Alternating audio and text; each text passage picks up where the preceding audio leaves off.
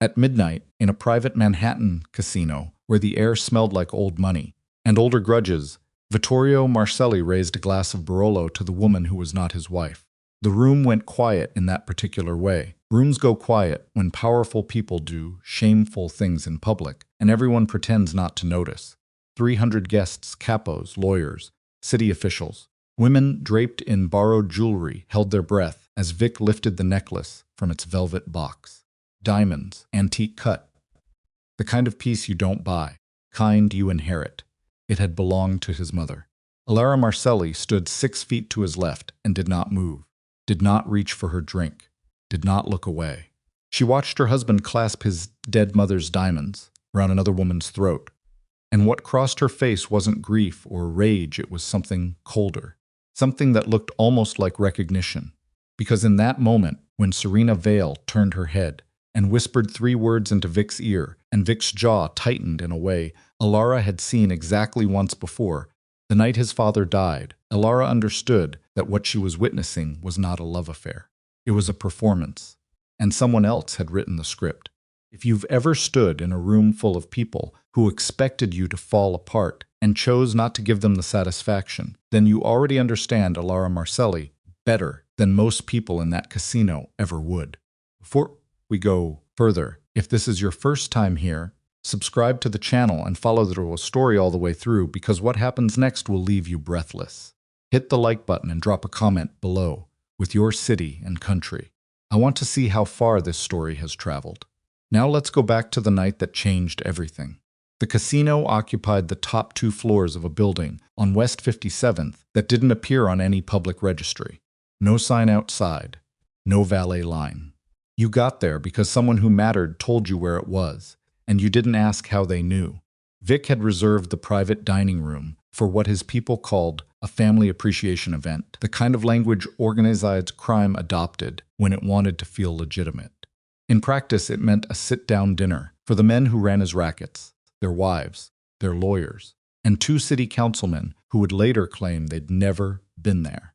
Alara had attended 100 of these dinners. She knew the seating arrangements by instinct, knew which wives were genuine and which were decorative, knew when a conversation about, well, it's actually a conversation about territory.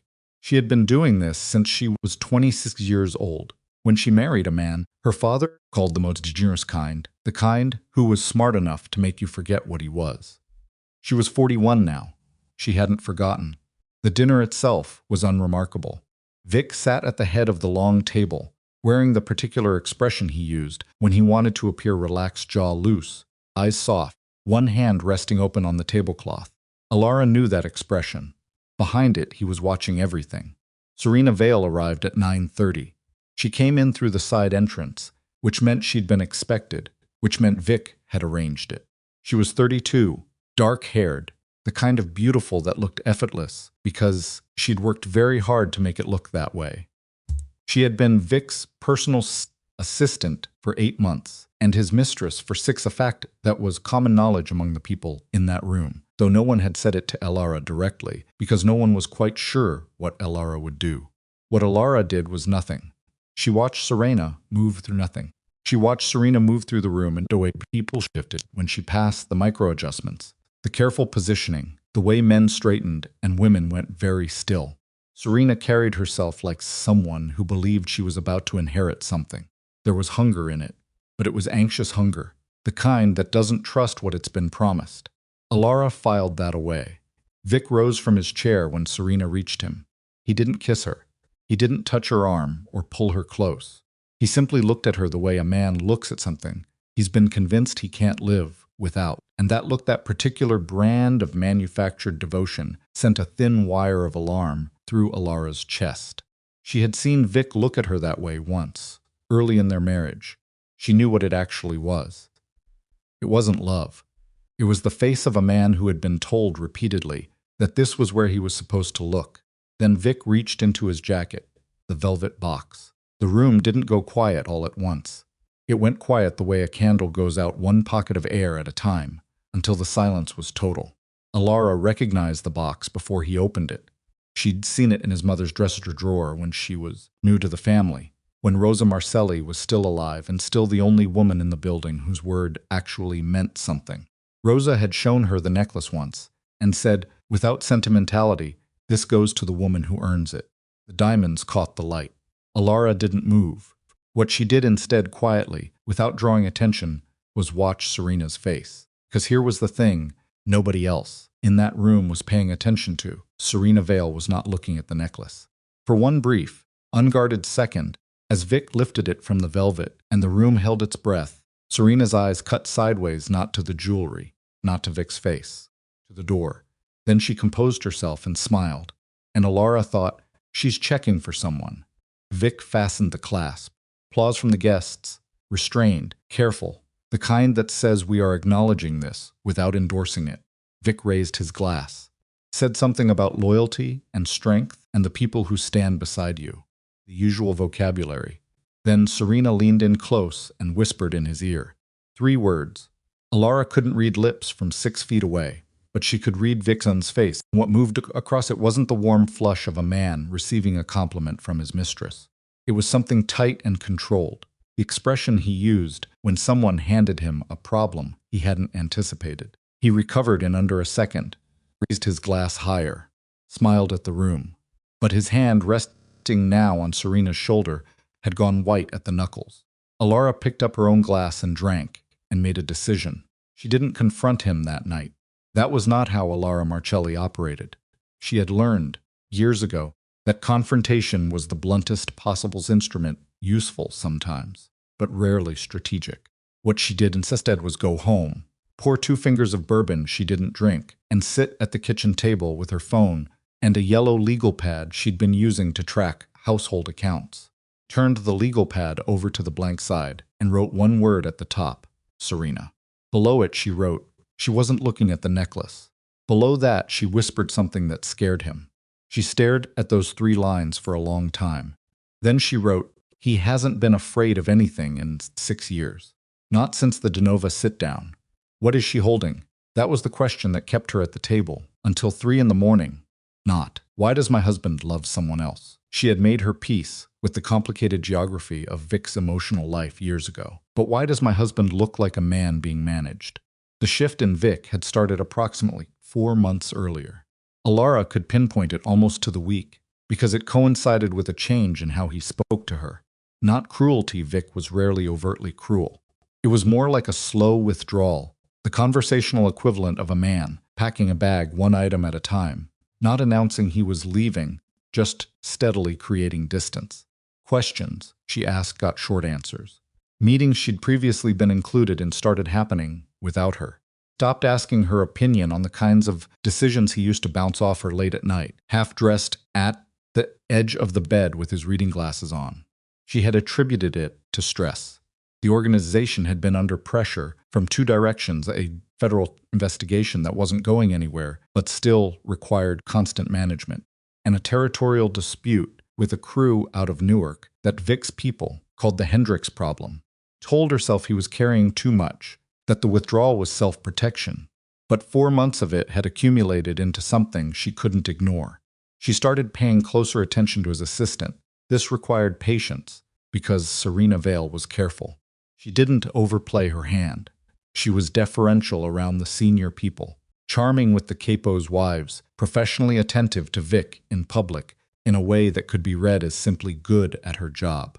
But Alara had spent 15 years studying the interior architecture of a criminal organization, and she knew the difference between someone who was good at their job and someone who was working toward a specific outcome. Serena moved with purpose. She was always slightly ahead of where Vic was going. She had information she shouldn't have had, not dramatically, not in ways that would draw attention, just the small details that indicated she had access she hadn't earned through her official role. 3 weeks before the casino dinner, Alara had intercepted an anonymous message. She hadn't meant to. The message had been forwarded to her by estate's household by one of the estate's household staff, an older woman named Dottie, who had worked for the Marcelli family for 11 years, and who operated with the fierce, territorial loyalty of someone who'd survived long enough to know which way the wind blew. Dottie handed Alara a printed page and said only, "This came to the estate account. I don't think it was meant for you. but I think you should see it. The message was a forwarded chain. Someone had sent it to the estate's general inquiry email, probably by mistake, or possibly as a test. It contained 2 screenshots. The first was a text conversation, stripped of contact names, but clearly between 2 people, in which someone described a meeting that had taken place at a location. Alara recognized a property Vic owned under a shell company that barely a dozen people knew about. The second screenshot was a photograph. It showed the exterior of that same property at night, a car parked outside that Alara didn't recognize. The message thread itself said, confirmed she was there. 3 a.m. He didn't know. Alara had read that 3 times. She was there. Meaning Alara, presumably. At a property she had never visited. At 3 in the morning. While she had been, as it happened, asleep in the master bedroom of the estate on Long Island. Someone was building a file on her. She kept the printout. She told Dottie she'd handle it and asked her not to mention it to anyone. Then she spent the following 2 weeks moving carefully backward through every piece of evidence she could access: call records, visitor logs, staff schedules, looking for the origin point of a manufactured story about Alara Marcelli doing things Alara Marcelli had never done. What she found was a pattern. Every piece of supposed evidence pointed back to the same general time frame. Every witness who had reportedly seen Alara in places she hadn't been had been quietly compensated, not extravagantly, not in ways that would draw immediate attention, but enough. The messages that had apparently been sent from Alara's phone number, she found 2 referenced in the chain, had been sent during windows when her phone was in the estate's Faraday-lined storage room, a habit she'd developed after a security review 3 years earlier. Someone had done their homework, but not quite well enough. Because the money, the payments to witnesses, the compensation that kept people quiet, was traceable if you knew what you were looking for, and Alara knew what she was looking for. She traced 3 payments back to a holding company. The holding company was not registered to Serena Vale. It was registered to a name. Alara didn't immediately recognize a shell within a shell, the kind of layered structure that required genuine legal sophistication to construct. She wrote the name down, Creed Meridian Associates. She sat with that name for 2 days, before she understood why it nagged at her. Then she remembered. Creed was Ronan Creed's mother's maiden name. Ronan Creed had been with the Marcelli organization for 11 years. His official title was Chief Strategist, which in practice meant he was the person Vic trusted to think 3 moves ahead on any given problem. He was 54, lean, with the kind of precise, unhurried manner that made people feel slightly outpaced in conversation, not because he talked faster, but because he always seemed to already know what you were about to say. He had come to Vic through a referral from a man who was now dead, not violently, just old, and had earned his position through a decade of demonstrably good advice. Vic trusted him in the particular way. Men trust people who have never given them a reason not to. Alara had always found Ronan difficult to read. Not suspicious, not in any way she could have articulated, just difficult. He was one of those people who gave you exactly enough to feel like you understood him, while consistently withholding the thing that would have made the picture complete. She had never disliked him. She had never fully trusted him either. Now, staring at the name on the incorporation documents, Creed Meridian Associates, she felt the specific chill of a suspicion confirmed before you've fully formed it. She didn't write his name on the legal pad. Instead, she went to the small office on the 3rd floor of the estate, a room that technically belonged to the household administrator, but that Alara had used for years as her private workspace, and she unlocked the bottom drawer of the filing cabinet where she kept documents she didn't trust to digital storage.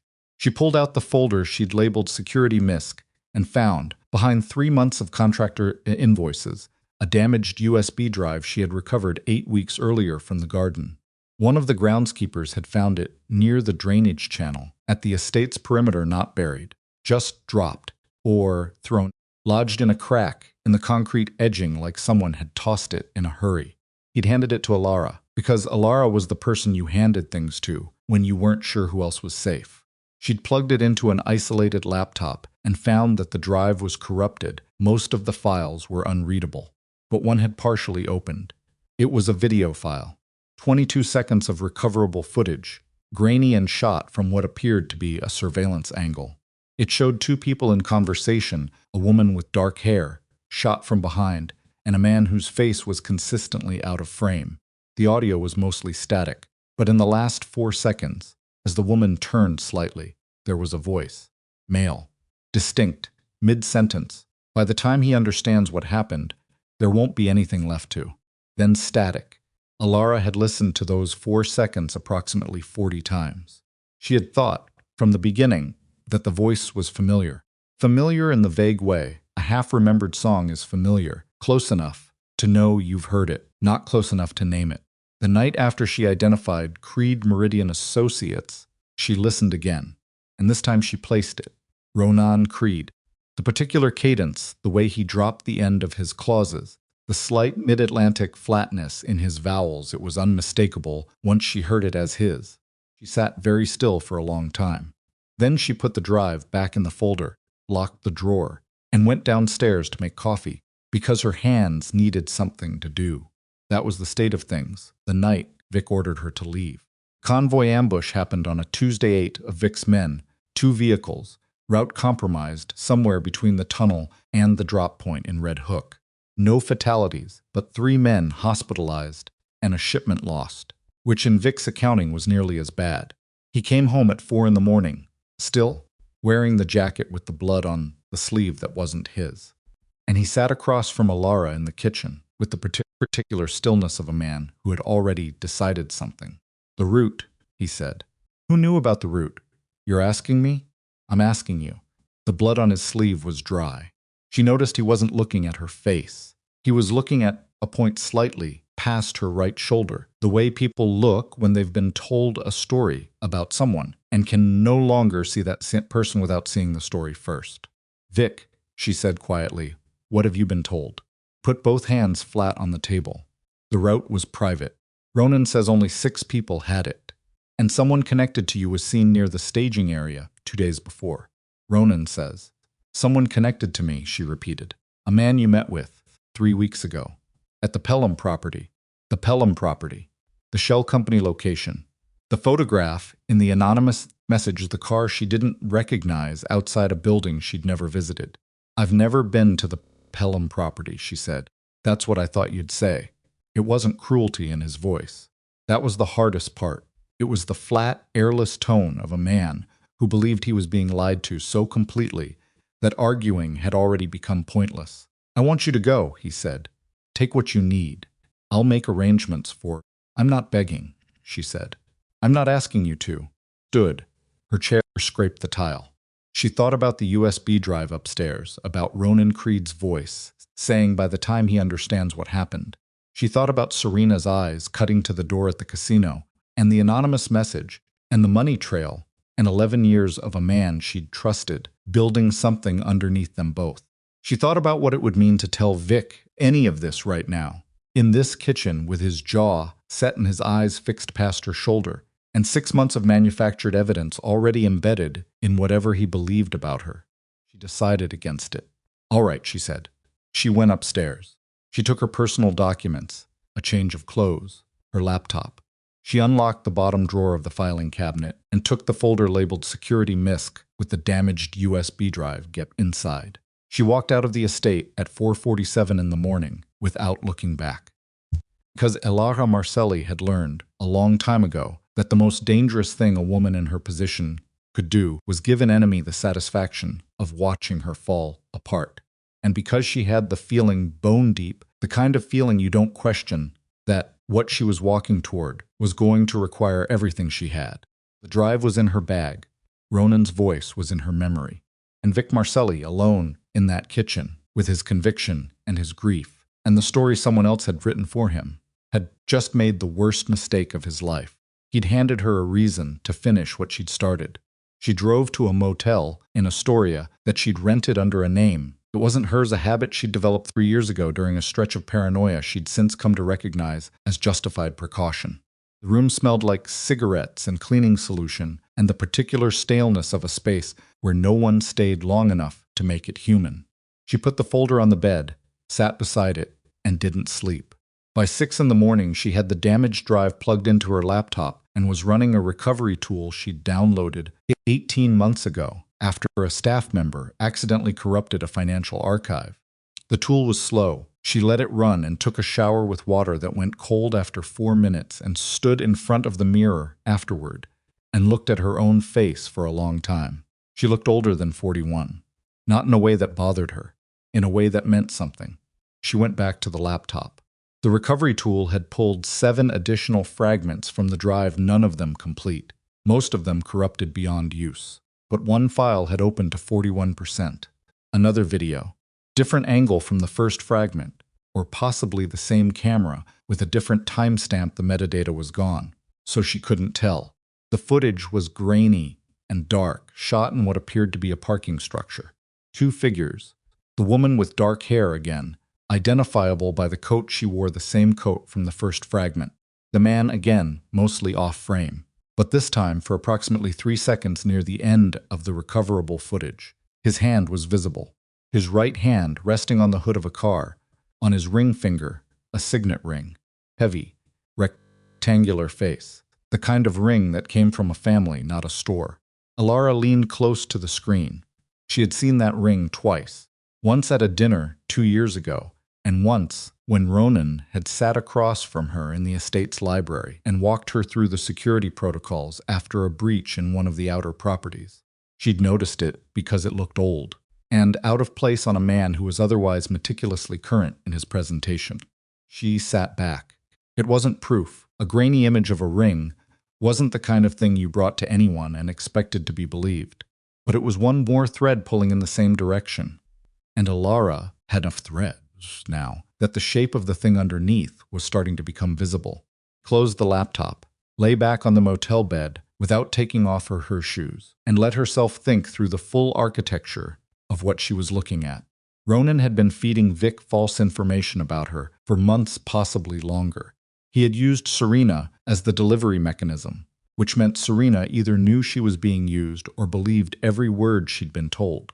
The payments to witnesses had been routed through a shell company with Ronan's family name embedded in it, which was either arrogance or sloppiness, and Ronan wasn't sloppy, which meant it was something else. A signature. The mark of a man who expected never to be caught, who left his name in the architecture of the scheme the way an artist signs a corner of a canvas. The question that kept circling back was the one she couldn't yet answer. Why now? Ronan had been inside the organization for 11 years. If his goal was to take Vic's empire, he'd had opportunities. The DeNova crisis 6 years ago would have been the moment Vic had been exposed. Operating at reduced capacity, 3 of his senior people either arrested or turned. He hadn't moved then, so something had changed. Some condition had been met, or some threat had appeared.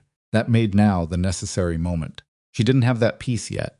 She closed her eyes and let herself sleep for 2 hours, because she'd learned that a mind running on no sleep made connections that weren't there and missed ones that were. Woke to her phone buzzing. The number was blocked. She answered anyway. You left without the Hallberg files. It was Dottie's voice, flat, private, giving nothing to any possible listener. I thought you might need them. Where are you? Around the corner from where I expect you are. Alara pulled back the edge of the window curtain. A gray sedan was parked on the street below, engine running. She went downstairs. Dottie was 63, compact, with gray hair she wore pinned back, and the kind of stillness that came from having worked for dangerous people for a very long time without being dangerous herself. She handed Alara a manila envelope without ceremony. Inside were printed copies of financial records, 12 pages, dense with figures, flagged in 3 places with small yellow post-it notes in Dottie's handwriting. Third flag, Dottie said. That's the one you want. Alara turned to it. The third post-it marked a column of transfers, small amounts, irregular intervals. Over a period of 14 months, all flowing from a holding account, Alara recognized as part of the organization's operational budget. The recipient account number was partially redacted in the printed version, but the last 4 digits matched what Alara had already pulled from the Creed Meridian Associates filing. How did you get these? Alara asked. I've been with this family 11 years, Dottie said. I know where everything is filed. I know which cabinets Mr. Creed thinks are outside the household staff's area. She paused. He's been redirecting money. Not a lot at once. Enough over time. He's been building a reserve. A reserve, Dottie said, or a war chest. Alara looked at her. Does anyone else know you pulled these? No. Dottie, I know what I'm doing. Her voice was even. No performance in it. I've been watching. That man walked through this house like he owns it for years. I don't. She put the car in gear. I suggest you find somewhere that isn't a motel. She drove away before Alara could respond. Alara found somewhere. She had a contact, a woman named Judith, who had been a financial auditor before she was disbarred for reasons that were complicated and that Alara had never asked about, who now lived in a walk-up in Sunnyside and did private accounting work for clients, who needed discretion more than legitimacy. They had met through a charity board 8 years ago and maintained the careful, useful friendship of two women who understood each other's situations without requiring explanation. Judith opened the door, looked at Alara, looked at the folder and the laptop bag, and stepped back to let her in. How bad, she said. Bad, Alara said. Okay. Judith moved toward the kitchen. Coffee first. They worked at Judith's dining table for 6 hours straight. What emerged from those 6 hours was a financial map that Alara had suspected in outline, but not in detail. 14 months of diverted funds, routed through 5 shell entities, 2 of which were registered in states where disclosure requirements were minimal. The total redirected wasn't enormous in the context of Vic's operation, approximately 2.3 million, but the pattern told a story. Ronan wasn't stealing. He was positioning. The money was going toward what appeared to be payments for services, legal, logistical, something that required both sophistication and scale. He's not building a slush fund, Judith said, rubbing her eyes. He's paying for an operation. What kind of operation? The kind where you need lawyers on retainer, people on the ground in multiple locations, and something that moves fast when the trigger gets pulled. She tapped the page. This cluster here, these 4 payments in the same 2-week window, that's coordination. Someone was ready to move. Alara looked at the dates. The 2-week window was 6 weeks ago, 2 weeks before the convoy ambush. She felt something cold settle in her sternum. He arranged it, she said. Not a question. I can't prove it from this, Judith said carefully. But if you're asking what the money pattern looks like, yes.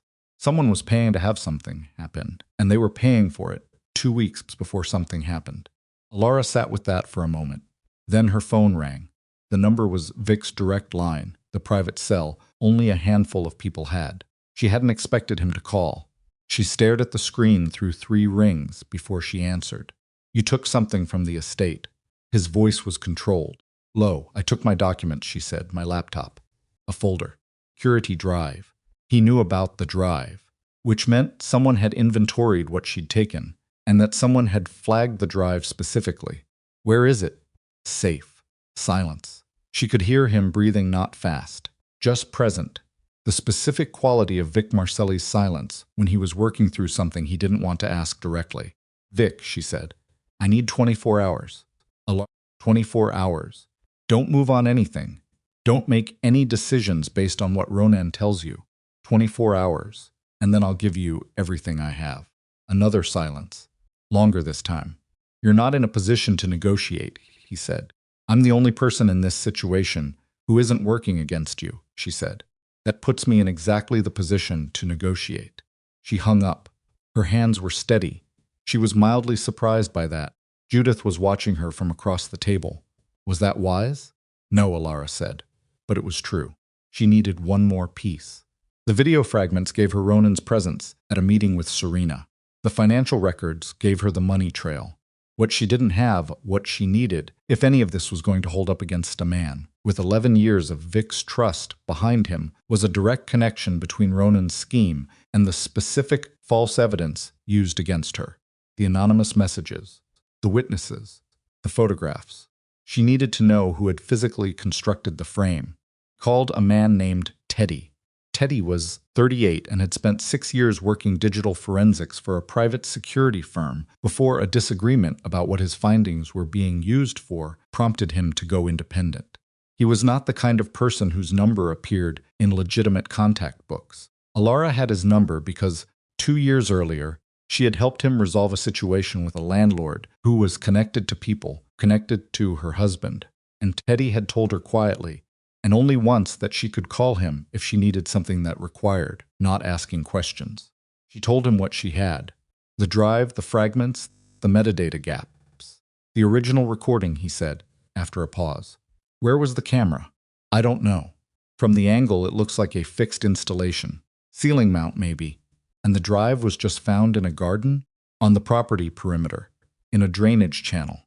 Another pause. Someone pulled it and threw it. In a hurry, or they would have destroyed it.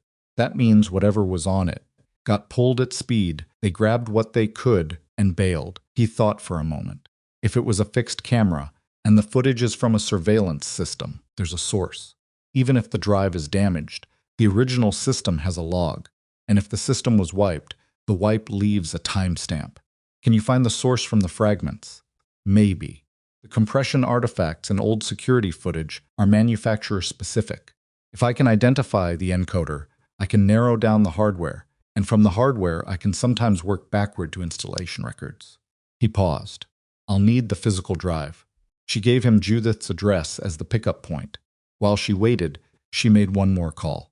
It took her 40 minutes to reach the person she was looking for, a federal agent named Costa, who had been running the peripheral investigation into the Marcelli organization for 3 years, and who had, on 2 separate occasions, approached Alara through intermediaries with offers she'd declined because the timing had been wrong. She didn't call Costa directly. She called a number Costa had provided through one of those intermediaries, a message drop, essentially, that would reach him without a direct trace. She left a short message. I have documentation of a financial conspiracy inside the organization that connects directly to the convoy ambush. I'm not testifying. I'm not flipping. What I'm doing is protecting someone who doesn't know he needs protecting. I'll be in touch. She hung up and sat back and let out a breath that felt like it had been held for 6 hours. She didn't feel righteous about it. She didn't feel like she'd crossed a line she couldn't uncross, because she'd understood since the night in the kitchen that she'd already crossed it. Ronan had made that decision for her the moment he chose her as the person he needed to neutralize. What she felt was tired, and that was fine. Tired was something you could work with. Teddy called her back in 9 hours. The encoder, he said, without preamble, is a closed-circuit model used exclusively in high-end residential and commercial installations in the Northeast. Compression signature matches a specific firmware version released 4 years ago. I can't give you an address from that alone, but I can tell you that whoever installed this system had it serviced. There are maintenance artifacts in the fragment that only appear when a technician runs a diagnostic cycle. And the diagnostic signature has an installer ID embedded in it. The installation company is called Meridian Protection Solutions. Ilara closed her eyes. Meridian, not Creed Meridian Associates. A different entity, but the same word, same root. He owns it, she said. I don't know who owns it, Teddy said carefully. But I can tell you the company is registered in Delaware, incorporated 6 years ago, and the registered agent address is a law firm in Midtown. Can you get me the beneficial ownership? Give me 6 hours. He called back in 4. The beneficial owner of Meridian Protection Solutions, buried under 2 layers of holding entities, was a man named Cassian Ferrara. Alara didn't recognize the name. She wrote it down, stared at it, ran through every person she'd encountered in 15 years inside the Marcelli organization. Every name she'd heard at dinners and in hallways, and in the terse, coded conversations that happened at the edge of family events. Nothing. She ran the name through a basic search. There were several Cassian Ferraras. It wasn't an uncommon combination in New York. She narrowed by age, by state, by any connection to organized crime-adjacent businesses. She found 3 results worth examining. The third one stopped her cold. It was a 10-year-old news item, a brief 3-paragraph piece in a local Long Island paper about a boating accident. 1 fatality, ruled accidental, no further investigation. The deceased was identified as Cassian Ferrara, 31, a resident of Oyster Bay, survived by his mother, no father listed. But the mother's name, and this was the thing that made Alara's breath catch, was Rosa Marcelli Ferrara. Rosa Marcelli, Vic's mother. Alara sat very still for a long time. She picked up the phone, put it down, picked it up again. If Rosa Marcelli had a son named Cassian Ferrara, then Cassian was Vic's half-brother. or possibly full brother, she didn't know the circumstances. What she knew was that the man Ronan was taking money from Vic to pay. The man whose company had installed the surveillance system used to manufacture evidence against her was a Marcelli by blood who had been reported dead 10 years ago, who was apparently not dead, and who had apparently been working with Ronan Creed for at least 6 years since the incorporation of Meridian Protection Solutions to build something aimed directly at the heart of his brother's empire. She thought about what Ronan had been doing for 11 years inside the organization. She thought about the timing why now, and for the first time, she had an answer that felt real. Because Cassian had been building long enough. Because the infrastructure was in place. Because all Ronan needed was for Vic to be alone, truly alone, stripped of the one person in his orbit who was capable of seeing through the architecture. He needs Vic isolated from the one person capable of seeing through him. Alara. She stood up from the table so fast her chair tipped. Because there was one more thing she hadn't done, and she needed to do it now tonight, before Ronan realized she'd found the thread and pulled on it. Vic was sitting in that estate surrounded by men whose loyalty she could no longer verify, with his chief strategist feeding him information about a conspiracy that was the opposite of what it appeared to be. And Ronan, by now, would know she'd made the call to Teddy. She didn't know how she knew that. She just did. Ronan had ears everywhere. He had spent 11 years making sure of it. And if he knew, he wasn't going to wait for her to come to Vic with what she had. He was going to move first. She grabbed her bag, the folder, the laptop, and she was at Judith's door in under a minute. "I need a car," she said. "One that isn't mine." Judith looked at her face and didn't ask any questions. She handed her keys from a hook by the door.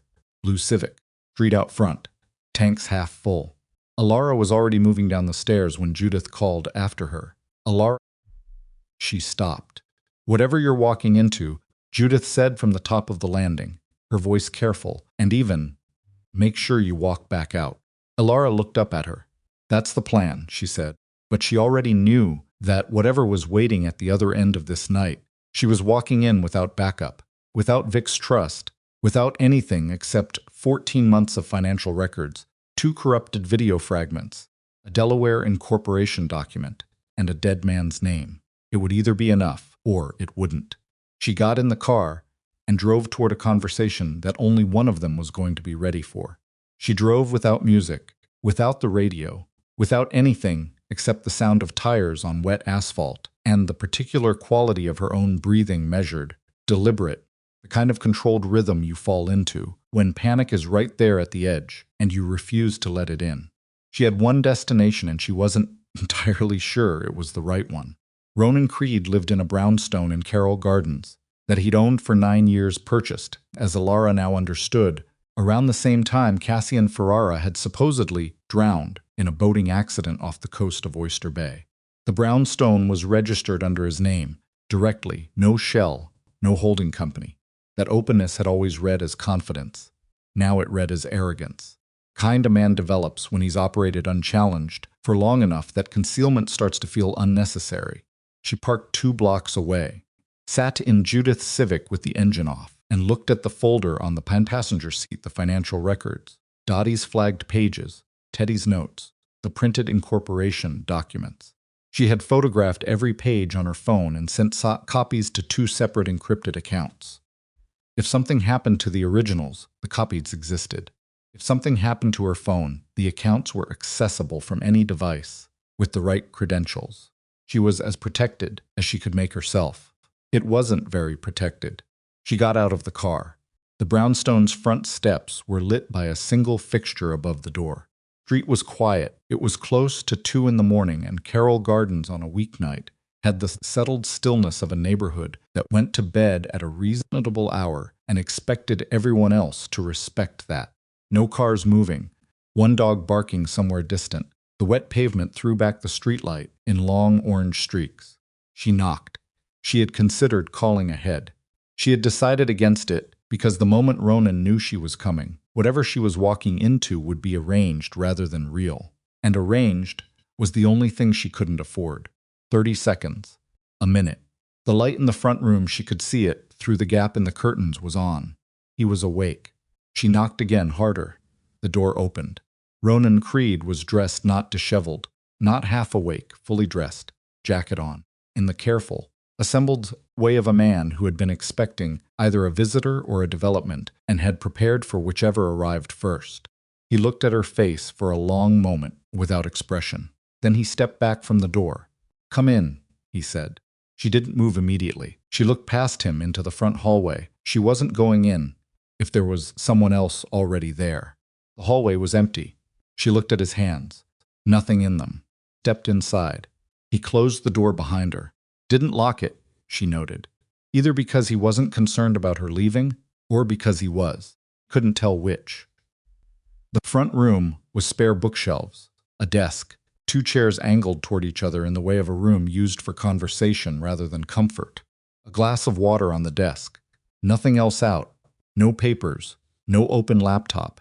Nothing that told her what he'd been doing before she arrived. He gestured toward one of the chairs. She didn't sit. "You know why I'm here," she said. "I know you took a security drive from the estate," he said. "I know you've been running an inquiry for at least 3 weeks. His voice was the same as always, measured, unhurried, that slight flatness in the vowels she had finally identified, on a recording in a motel room in Astoria. "I know you called a federal agent this afternoon." The last sentence landed like a stone dropped in still water. Kept her face still. "You have someone in Costa's office." "I have someone adjacent to Costa's office." He said it without apology, without particular emphasis, in the tone of a man confirming a logistical detail. "It's a precaution I've maintained for several years." "Of course it is." He looked at her steadily. "Sit down, Alara." "I'd rather not. I think you should." He said it with a slightly different weight, not a threat, but something that carried the specific gravity of a man who knows more than you do and is deciding how much to show. "What I'm about to tell you is going to require you to be sitting down." She sat, not because she trusted him, because he was right, and she could feel it, the thing she didn't know yet, the piece that was still missing, pressing against the inside of the conversation like something trying to get out. He pulled the other chair around to face her directly and sat with his forearms on his knees, hands loosely linked, not aggressive, not comfortable, deliberate. The posture of someone who had thought carefully about how to deliver something and had decided that directness was the only version that would work. "Serena Vale," he said, "came to me." Alara said nothing. 14 months ago, he continued. "She came to me with a story about Vic, about things he'd said to her privately, promises he'd made about the future of his marriage. She was angry. She felt used. She wanted to do something with that anger, and she didn't know what." He looked at Alara's face. "I let her talk. And while she was talking, I realized she was going to do something regardless of whether I helped her, and that if she did it without guidance, she would make a mess that would create problems for the organization." "So you managed her," Alara said. "I redirected her. You fed her information about me. You helped her build a case against me that you then delivered to my husband." He didn't look away. Yes. The flatness of it, the simple, undeflected yes, was more unsettling than denial would have been. She had expected some version of justification. What she got was confirmation delivered, like a fact of weather. "Why?" she said.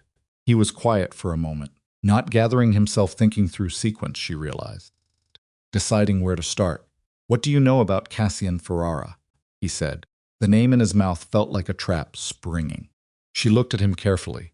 "I know he's registered as the beneficial owner of a company called Meridian Protection Solutions. I know his mother was Rosa Marcelli. I know he was reported dead 10 years ago." Something shifted in Ronan's expression, not surprise. Something closer to recalibration. "He's not dead," Ronan said. "I know. He's been in contact with me," Ronan said, "for 6 years. Not by my choice." He unlinked his hands and sat back. "Cassian reached out to me 6 years ago because he'd spent 4 years watching the organization from the outside and had identified me as the person most likely to be persuadable. He came to me with an offer, help him build infrastructure inside the organization, redirect funds to support operations he was running externally, and he would make sure that when he took control, I retained my position. And you agreed. I told him I would consider it." He looked at her steadily. "And then I spent the next 6 years doing exactly what I appeared to be doing, while Cassian believed I was building his path to the inside." The room was very quiet. Alara heard her own pulse. "You're telling me," she said slowly, that you've been running a counter-operation against Cassian for 6 years. I'm telling you, Ronan said, that I have been trying to contain a man who is more dangerous than you understand, using the only method available to me, which was letting him believe he had an ally, while I built a documented record of everything he was doing. Then what? She stopped, restarted. The false evidence against me, payments, the witnesses. If you were working against Cassian, why did you help him build a case that got me thrown out of my own home? Ronan looked at her for a long, uncomfortable moment. I didn't build that case, he said. I allowed Serena to believe she was building it with my support. But Alara, the evidence she used against you, the photographs, the witnesses, the anonymous messages. He paused. I didn't arrange any of that. I don't know who did. The silence that followed was different from the previous ones. She looked at his face, at the careful, controlled expression of a man who had spent 11 years being unreadable, and she felt the ground shift beneath the conversation in a way that was physical, an actual sensation of weight redistributing. If you didn't arrange the evidence, she said, and Serena didn't have the resources to arrange it independently, then someone else built it, Ronan said. Someone with access to the estate's security systems. Someone who could place a car at the Pelham property and photograph it convincingly. Someone who could pay witnesses from accounts that weren't traced to Cassin's operation, because I've been tracking Cassin's accounts for 6 years, and none of the witness payments appear in his ledger. She felt cold. You're telling me there's a third party, she said. I'm telling you, Ronan said carefully, that the operation being run against you is not the same operation. Cassian is running against Vic. They overlap. They may be coordinated. But the architecture is different. The resources are different. The purpose is different. What purpose? He looked at her directly. Cassian wants Vic's empire. Whatever is being done to you, the framing, the exile from the estate, the manufactured evidence, that's not about the empire. That's personal. That's about removing you specifically, not as a strategic obstacle, but as a target. She sat with that for a moment. Someone who knows the difference between Alara Marcelli, the organizational asset, and Alara Marcelli, the person, she said. Someone who wanted me gone specifically, not just out of Vic's confidence. Yes. Who? Ronan was quiet, and in that quiet, in the half-second before he answered, Alara's mind moved through the list of people who had access, resources, motive, and the specific knowledge of her routines and habits that the evidence construction required. She got there before he spoke. Serena, she said. Not as a question. Serena, he confirmed. Or rather, Serena acting on information and resources provided by someone who had been shaping her for years before she ever walked into Vic's life. He paused. I don't think Serena understands the full scope of what she's been part of. I think she genuinely believes she loves Vic and genuinely believes you were a threat to that. But the direction she's been pointed, the specific intelligence she's been given about you, the particular buttons that have been pushed to make her act, that didn't come from her own anger. It came from Cassian. Cassian, Ronan said, or whoever is running Cassian. The floor shifted again. There's someone above Cassian, Alara said. Ronan stood, walked to the desk, opened the bottom drawer, and removed a folder. He set it on the chair between them. 6 years of documentation, he said. Cassian's communications, the fund transfers, the names of people he's brought in. It's not complete. There are gaps. There are things I couldn't safely access. It's enough. He looked at her. I've been waiting for the moment to bring this to Vic. The moment never arrived cleanly, because every time I moved toward it, Cassian moved also as though he anticipated it. He has someone in the room, she said. Yes. Not you. Not me. She looked at the folder. Who? He shook his head, not refusal, genuine uncertainty. That's the piece I don't have. Someone close enough to Vic to feed Cassian operational timing. Someone who knew about the convoy route. And then it hit her. Not like a revelation, like the slow, horrible arrival of something she'd been circling without looking at directly. Because there was one person she'd never considered. One person so thoroughly inside the inner circle, so thoroughly unremarkable in the way of people who are always present, that she'd walked past him 100 times without registering him as a variable. Vic's assistant, not Serena. The other one, the man who had been coordinating Vic's schedule for 7 years. A quiet, competent man named Warren, who knew every meeting, every route, every communication, and who had been so consistently present that he'd become essentially invisible. She said his name aloud. Ronan looked at her, and the expression on his face, the specific, controlled expression of a man who had been waiting for someone to arrive at a conclusion he'd already reached, confirmed it without a word. Stood up. "We need to move," she said. "If Warren knows I've spoken to you," Ronan began. "He already knows I'm here," she said. "2 blocks back there's a gray sedan I didn't recognize, parked with a direct sightline to your front steps. I registered it and put it down to neighborhood. It's not neighborhood." She grabbed the folder from the chair. "Cassian knows I came here. By morning, he'll have adapted whatever the next move is to account for this conversation." Ronan stood. "The financial documentation I have, combined with what you pulled from the drive, is enough to bring to Vic." "It's not enough," she said. "We have paper. We have video fragments. What we need is something that puts Cassian physically in the frame, something he can't dispute, and Ronan can't be accused of fabricating, because you're going to be the first person Vic looks at when this comes apart." "I know. Then we need a witness." She looked at him. "Serena." Ronan shook his head slowly. "Serena believes in the story she was given. Then we need to give her the truth before Cassian gives her his version of this conversation." She moved toward the door. "Where is she?" "Vic has her at the Midtown apartment. Does she have her own phone?" "Not the one Vic gave her." "I don't know." "Find out." She put her hand on the door. "And Ronan." She turned.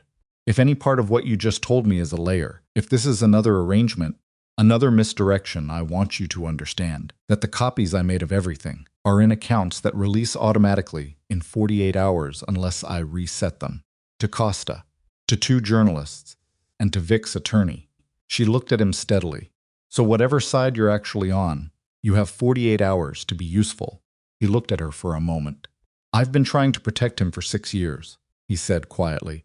It didn't sound like a defense. It sounded like a man saying something true that he was exhausted by. She went out the door. The gray sedan was gone.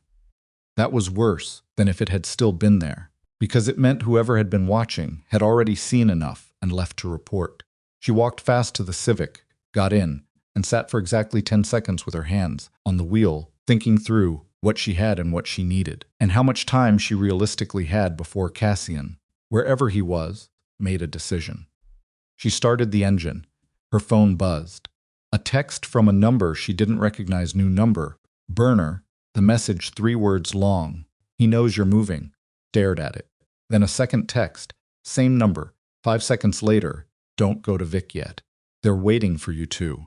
She looked up from her phone and through the windshield at the empty street, wet and orange lit and utterly still, and felt the full weight of where she was land on her at once. Not panic, not despair, but the specific, suffocating clarity of someone who has just understood that the trap she'd been trying to escape was larger than she'd known. She had the documentation. She had Ronan's testimony, for whatever it was worth.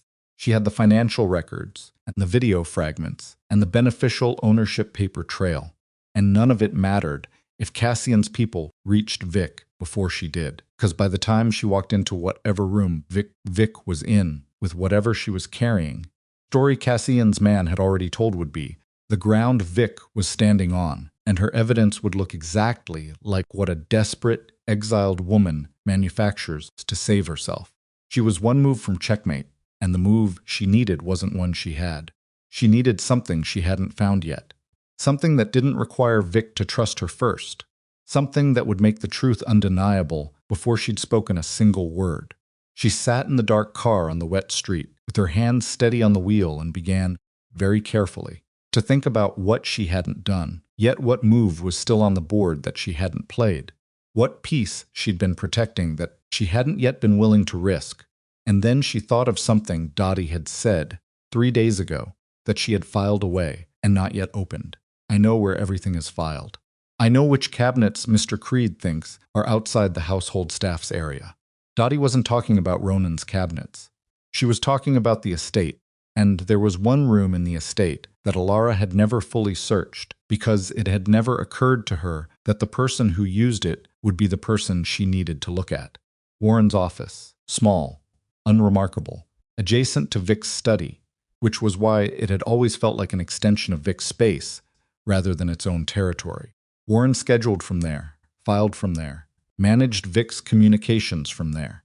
And if Warren was Cassian's man inside the house, then whatever physical evidence of that arrangement existed, because arrangements like this always left physical evidence. Always. Because even careful men trusted their own secure spaces it was in that room. She needed to get back into the estate, without Vic's knowledge, without Rones's involvement. And she needed to do it before morning, because after morning, whatever Cassian had put in motion was going to happen, whether she was ready or not. She put the car in gear and thought, with a clarity that felt almost like calm, Dottie has a key. Called Dottie at 2:47 in the morning, and Dottie answered on the second ring, which told her everything she needed to know about whether the older woman had been sleeping. I need to get into the estate, Alara said. Warren's office specifically. I need 30 minutes inside, and I need it before 6. Silence on the line. Not hesitation calculation. The east side gate, Dottie said. The keypad code was changed 2 days ago, but the mechanical override on the lockbox hasn't been updated. Bear is still on the hook, inside. I'll leave the mudroom door off the latch. Is Warren there tonight? He left at 11. He doesn't sleep on the property. Vic? In the main wing. He's been in the study since midnight. He has 2 men with him, Caruso, and the younger one, Pell. Dottie. Alara kept her voice low and even. If this goes wrong, I need you to be somewhere that isn't the estate by morning. Pause. I'll be at my sister's in Flushing by 5. Good. She drove to Long Island with the folder on the passenger seat, and Ronan's 6 years of documentation underneath it, and the 48-hour release window on her encrypted accounts counting down in the back of her mind like a metronome she couldn't slow. The roads were empty. She ran 2 yellow lights and didn't think about it. The estate sat behind its stone wall, with most of its windows dark. The grounds lit at intervals by the low-level landscape lighting that ran on a separate circuit from the main security system. She found the east gate, found the mechanical override, found the spare key, exactly where Dottie had said it would be. The mudroom door was unlocked. She moved through the kitchen without turning on lights, using the flashlight on her phone held low and angled at the floor. The house breathed around her, the specific stillness of a large building. At night, the settling sounds, the distant muffled movement from the direction of the main wing where Vic was still awake. Warren's office was on the 2nd floor, north side. She took the back stairs. The office was small and ordered in the way of a man who needed his environment controlled because other things were not. Desk 2 filing cabinets, a locked credenza against the far wall, a single window with the blind drawn. She went to the credenza first because it was locked, and locked things in offices like this were either empty or important. She didn't have the key. She had a letter opener from the desk and 3 minutes of focused attention, and the lock on the credenza was the kind that was designed to communicate security rather than provide it. It opened. Inside, a laptop she didn't touch, 3 labeled binders, and a small fireproof document box with a combination lock. She took the binders to the desk and went through them with her phone flashlight. The first was mundane scheduling records, contact sheets, vendor agreements for the estate's maintenance contractors. She set it aside. The second was also mundane, and she was already moving toward the conclusion that Warren was either genuinely clean or far more careful than she'd anticipated when she opened the third binder. It was thinner than the others, 12 pages, unheadered in a plastic sleeve. The first page was a printed list of dates and locations. She recognized 3 of the locations immediately as Marcelli operational sites. Next to each date was a dollar figure, and next to each figure, a code, 2 letters, 4 numbers. She photographed every page. Then she went to the document box. The combination lock was a 4-digit model. She tried the 4 digits of Warren's employee ID number, which she knew because she had access to the estate's personnel files. It didn't open. She tried his birth year. It didn't open. She sat for a moment and thought about what a man uses as a combination when he wants it to be memorable but not obvious. And then she tried the last 4 digits of the incorporation date of Meridian Protection Solutions, which she had memorized from Teddy's notes. The box opened. Inside was a phone, a burner prepaid older model, the kind you buy at a gas station. She powered it on. It had a pin lock. She didn't try to break it. Instead, she photographed the phone itself photographed the box, photographed the position of everything in the credenza exactly as she'd found it, and then she placed everything back in precise order, closed the credenza, reset the letter opener on the desk, and stood up. Her hands were shaking slightly. She registered this as information adrenaline moving through a body that had been awake for 22 hours and breathed it down. Then she heard the footstep in the hallway. She killed her phone light. The room went completely dark. She moved to the wall beside the door in 3 silent steps and stopped breathing. The footstep paused outside the door. A long moment, 5 seconds, 8 seconds, in which she could hear her own pulse in her ears and the distant murmur of Vic's voice from the main wing, and nothing else. Footstep moved on. She gave it 90 seconds before she moved to the door, opened it a centimeter, confirmed the hallway was empty, and walked out. She was down the back stairs and through the mudroom, and outside in under 2 minutes. She sat in the Civic for 30 seconds, with her head back against the headrest, and let her hand shake for exactly that long. Then she stopped them and drove. She called Ronan at 4:15. The binder, she said. 12 pages coded entries. Operational sites and dollar amounts. I need someone who can decode the entry format. 2 letters. 4 numbers. Send me the photographs. When I have a reason to trust you with them. Pause. The 2-letter prefix, he said. Is the first letter C? She looked at the photograph on her phone screen. Yes. It's Cassian's internal ledger format. I've seen it in the documentation I have. The C is for Cassian. The second letter designates the operation type. The 4 numbers are a date, month, day. So these are payments. From Cassian to Warren. If the binder is in Warren's office, then yes. That's the record Warren kept for his own protection, so Cassian couldn't deny the arrangement if it ever became necessary. He paused. Smart. Also stupid, because it means the record exists. Combined with your documentation, it's enough, Ronan said. It's enough for Vic. It's enough for federal prosecution. It's more than enough. He was quiet for a moment. Where are you? Driving, Alara. You need to come in now. Whatever window existed for Cassian to adapt and move first, it's closing. If we wait past dawn, we lose the advantage. I know. She merged onto the expressway. I need Serena. She's been used for over a year. She's been fed a story about a woman she's never actually met. She's been turned into an instrument. Alara kept her voice flat. When the truth comes out in that room, and it will come out, because I'm going to put everything I have on that table, Serena either confirms it from the inside, or she defends Cassian's version out of loyalty to a lie. I need her to understand what she's been part of before she's standing in that room, making that choice. You want to give her the option to choose correctly. I want to give her the information she doesn't have. What she does with it is her decision. A pause. She deserves that much. Ronan didn't respond immediately. When he did, his voice had a different quality, not softened, but recalibrated, the way a man sounds when someone says something he hadn't expected to agree with. The Midtown apartment. She's been there alone since you left the estate. I have the building and unit from the schedule. He gave her the address.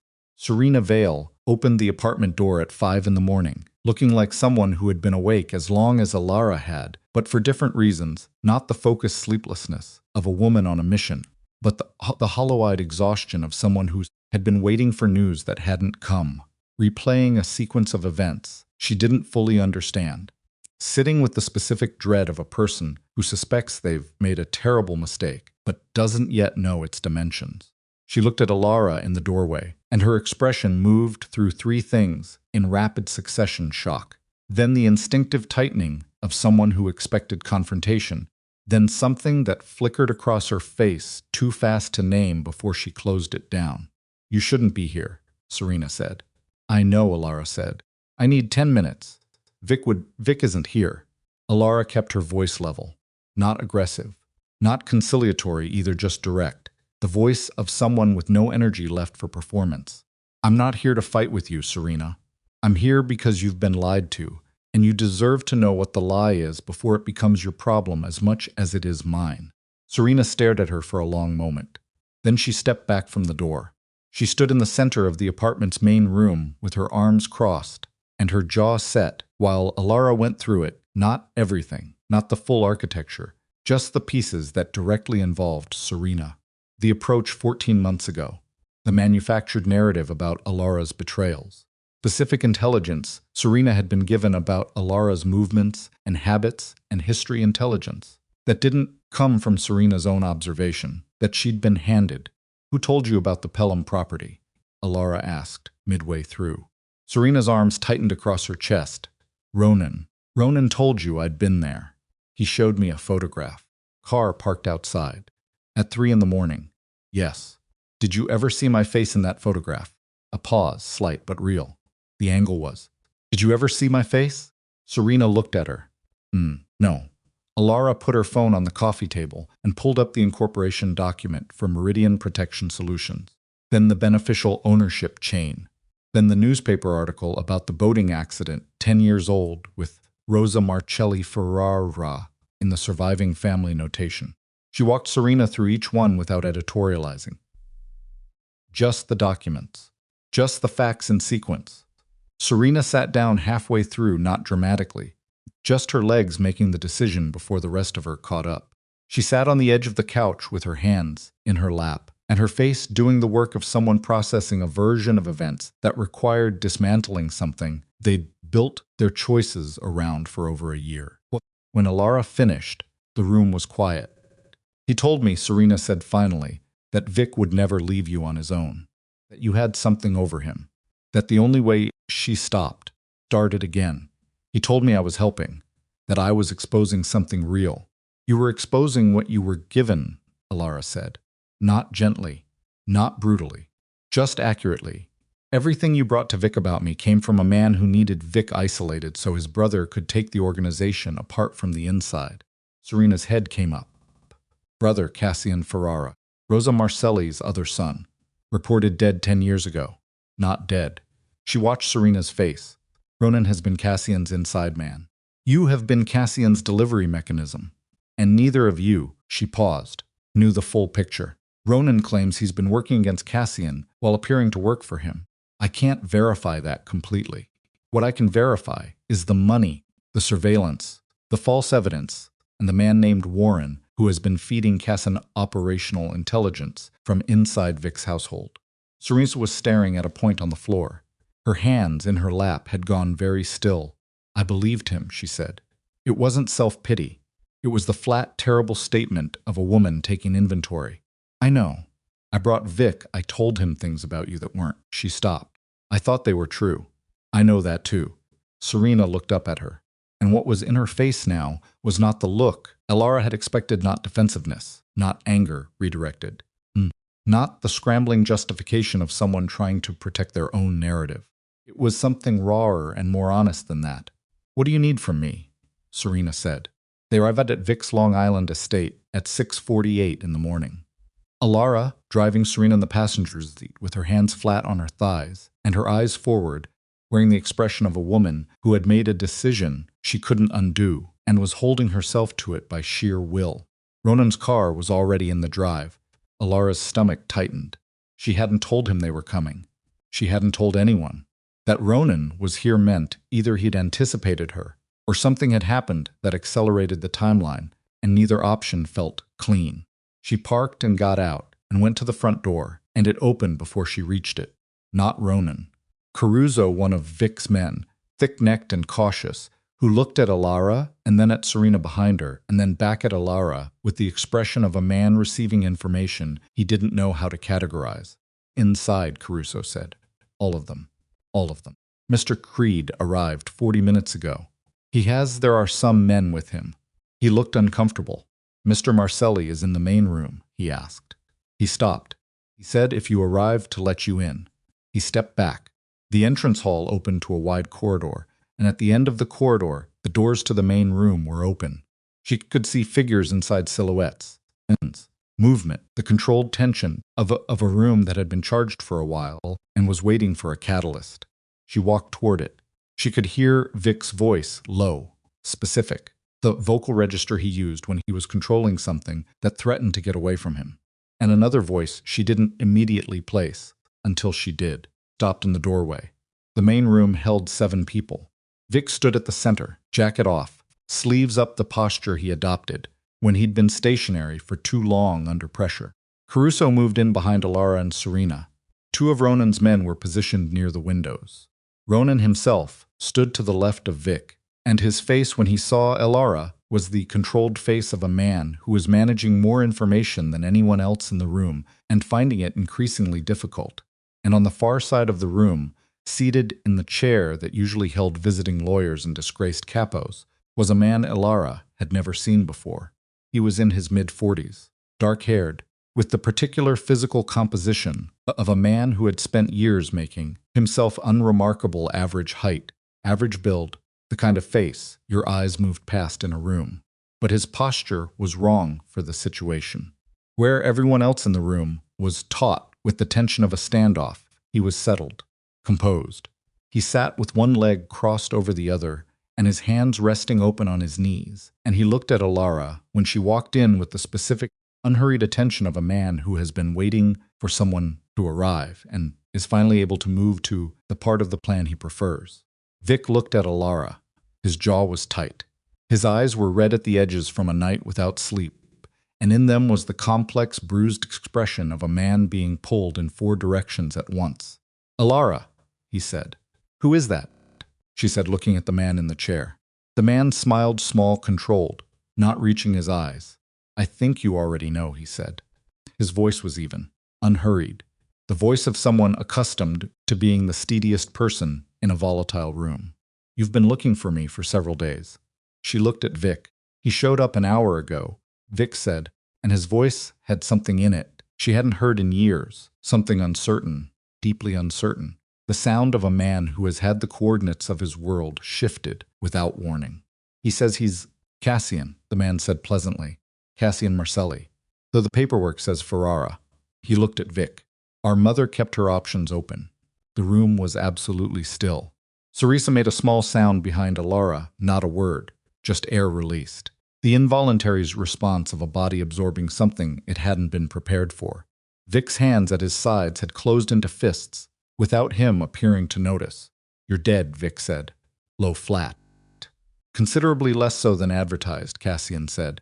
He looked at Elara with something that might have been appreciation. "You moved faster than I expected. I should tell you that I built the timeline with more room than you apparently needed." "You came here," she said. Not a question. She was trying to understand the geometry of why now, why walk in, why sit in that chair with that expression. "Because the operation has reached the point where my continued absence is no longer useful," he said. And because his eyes moved to Ronan, I became aware, sometime in the last few hours, that my chief strategist and my brother's wife had a conversation I wasn't part of. The pleasantness in his voice didn't change. It just became thin, like paper held up to light. "I prefer to be part of conversations that concern me." "You came to contain the damage," Elara said. "Came to complete what I started," he said.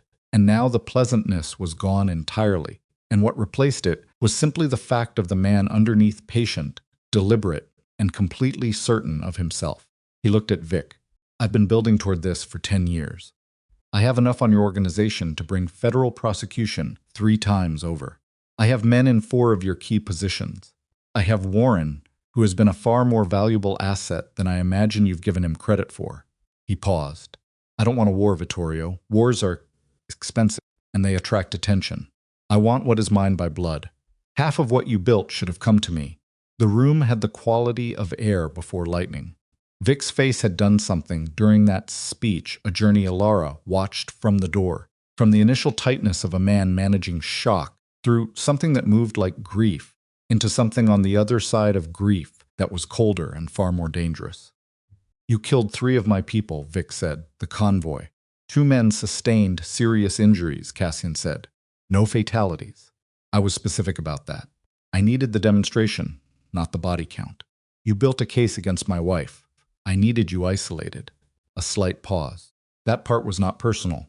I want you to understand that." Something moved in Vic's jaw. "It was personal to me." Cassian looked at him steadily. "Then I suppose we have a disagreement."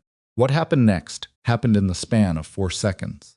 Ronan moved not toward Cassian, toward the window, and one of his men moved with him, and the movement broke the stillness in the room like a stone through glass. Caruso's hand went to his jacket. Cassian uncrossed his leg and sat forward, and Vic crossed the room in 3 steps and put himself directly in front of his brother, with the particular, immediate physicality of a man who has been still for too long and has chosen his direction. "Don't," Alara said sharply. Vic stopped, not because she commanded him. Because her voice had a register in it, he recognized the one she used when she was ahead of the situation, and he wasn't, and enough years of her being right had made that register, despite everything, something he listened to. He stood there, inches from his brother, breathing hard through his nose, his hands open at his sides. "The documentation," Ilara said, moving into the room. She put the folder on the table at the center of the space, Dottie's financial records, Teddy's forensic notes, the binder photographs, Ronan's 6 years of compiled evidence. Everything he's built. Everything Ronan built against him. Warren's payment ledger. She looked at Cassian. "Copies are already held in accounts that release automatically to federal law enforcement." And she checked her watch. 31 hours. "Unless I reset them." Cassian looked at the folder. Looked at her.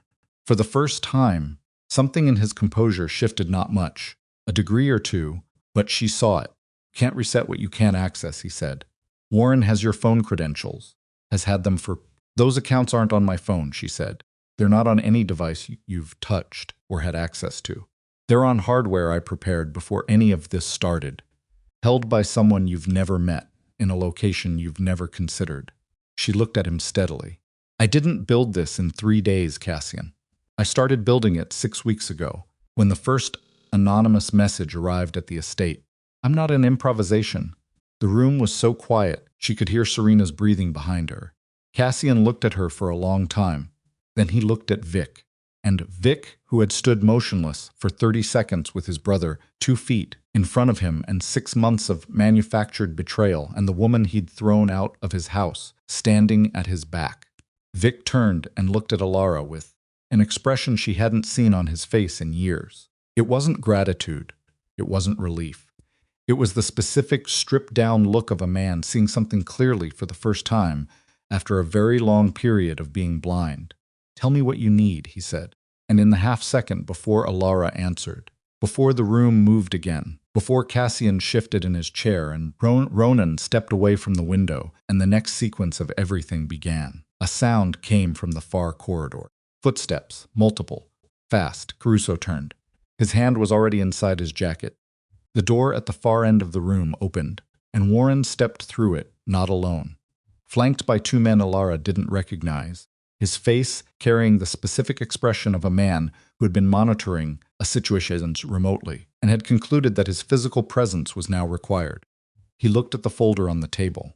He looked at Alara. She saw the moment he understood exactly how much she had found. His hand moved toward his jacket. Caruso was faster 3 steps, and he had Warren's wrist, and one of Ronan's men had the first flanking figure, and the second flanking figure made a decision that sent the room into the kind of motion that once it starts does not stop cleanly, and Vic's voice cut through it, all one word, loud, with the absolute authority of a man in his own house who has reached the end of his patience. The word was, enough. And for one suspended moment, the room listened. Warren's eyes were on Alara across the chaos, and in them was not anger or calculation or the controlled assessment of a professional. It was the look of a man who had underestimated the wrong person and knew it, and was now standing in the exact center of the consequences. Warren didn't get the gun out. Caruso had his wrist, and then had him a single controlled movement that put Warren face first against the wall, with his arm bent at an angle that made him grunt through his teeth, and the sound of it that compressed. Involuntary sound of a body hitting its limit cut through the room's momentum like a blade. The 2 men Warren had brought in went still. Ronan's man already had one of them. The other read the room correctly and put his hands up without being asked. The whole thing lasted 11 seconds. Then the room was static again, but a different kind of static, not the charged stillness of before, but the specific, heavy quiet that follows violence that was stopped just short of becoming something worse. Everyone breathing. Someone's shoe on the hardwood. The sound of Warren's forehead against the wall. Vic stood in the center of it and looked at his brother. Cassian had not moved during any of it. He sat in his chair with his hands still open on his knees and his posture unchanged. And that stillness, that deliberate Performed stillness was in some ways more threatening than anything that had happened in the last 11 seconds, because it was the stillness of a man who had already decided that the physical confrontation in this room was not the one that mattered. "You can hold me here," Cassian said to Vic. His voice was even. "You can hand me to the federal agent your wife has already been in contact with. You can do any number of things in the next several hours." He looked at the folder on the table. "But I want you to understand something clearly before you decide." He paused. "I have documentation of my own. 15 years of the Marcelli organization's operations routes, accounts, contacts, deaths. Things that predate your tenure. Things that implicate people you care about who are still alive." His eyes moved to Alara briefly, then back to Vic. "I am not the only consequence of this morning. I am simply the one currently sitting in your living room." Vic looked at him for a long time. "You came here to negotiate," Vic said. "I came here because the alternative, waiting for your wife to finish what she was building, was going to result in a federal operation that would take down considerably more than me." Cassian's voice carried no apology. Just the clean, dry logic of a man who had spent 10 years playing chess and was now discussing the endgame. "I would prefer a resolution that doesn't require either of us to burn the entire structure. You ambushed my convoy. A demonstration, as I said. You built a case against my wife that I believed." Vic's voice changed on the last two words. Something moved through it. Something he didn't suppress quickly enough. Cassian looked at him. "That was Ronan's adaptation, not mine. I needed her neutralized. I didn't specify the method." "That's a distinction that means nothing to me. I understand that." For the first time, something in Cassian's delivery shifted, not softened, but acknowledged. The acknowledgement of a man who has run a calculation and accepted a cost. "I understand that it means nothing. I'm telling you anyway, because I would prefer you to have accurate information when you make your decision." Vic turned away from him. He turned toward Alara, and what crossed his face in that turn, the half-second of it, the unguarded transit between one direction and another, was the most honest thing she'd seen from him in months. It was not a simple expression. It had too many things in it for that: the fatigue, the damage, the residue of 6 months of believing something that had never been true, and underneath all of that, further down, something that had not been entirely extinguished. He looked at her the way a man looks at something he came very close to losing, without understanding what it was, until it was almost gone. "What do we do?" he said, and the "we" was deliberate. She heard it land. She looked at the folder on the table, then at Cassian, then at Ronan, still positioned near the window, with his 6 years of documentation and his complicated loyalties, and the expression of a man who had spent a decade carrying something alone and was uncertain what he was without it. Then she looked at Warren, still against the wall, still held, his breathing labored, and his eyes on the floor. "Warren first," she said. Warren didn't hold for long. Not because he was weak, he wasn't. He held for 40 minutes, which in this context was a measure of genuine discipline. But Alara had the payment ledger, and the ledger had dates and amounts that Warren couldn't explain away. And when she put the specific entry from 6 weeks before the convoy ambush in front of him, the entry in Cassian's coding format that corresponded to an operational expenditure she could match to the ambush's location and timing something in. Warren's face made a decision that the rest of him followed. He confirmed the arrangement, 8 years of it. Cassian had approached him the same way. He approached everyone through a gap, a pressure point, a thing Warren needed that the legitimate world wasn't providing. In Warren's case, it had been a brother's medical debt, which Cassian had paid quietly and completely, before asking for anything in return. And by the time the first ask came, Warren was already in a position where refusal felt like ingratitude, and ingratitude felt like betrayal, and the logic of it had carried him forward for 8 years, the way bad logic always carries people one step at a time, each step seeming reasonable in the context of the previous one. He said all of this to Alara in a flat, exhausted voice, sitting at the kitchen table with Caruso behind him and a glass of water in front of him that he didn't drink. He said it the way a man says things when he's been awake too long and the machinery of self-protection has finally run out of fuel. When he was done, Alara looked at him for a moment. "The convoy route," she said. "You gave it to Cassian." "Yes." "Did you know what would happen to the men on that convoy?" Pause. Long enough to be an answer in itself. I was told it was a message, not a massacre. 3 men in the hospital. I know, his voice didn't change, but his hands around the water glass tightened. I know. Stood up from the table. She found Vic in the study at the end of the east corridor, not sitting, standing at the window with his back to the room, looking out at the grounds in the early morning light. The landscape was gray and wet, the manicured hedges holding last night's rain on their surfaces, the whole property carrying the specific atmospheric weight of a place where something irreversible has recently happened. Closed the door behind her. He didn't turn immediately. She waited. Cassian, he said to the window. My mother had another son. She kept him. He stopped. She kept him from me for 50 years. She died keeping him from me. She may have had reasons you don't know. I know, his voice was flat. I know she had reasons. That's the part I can't.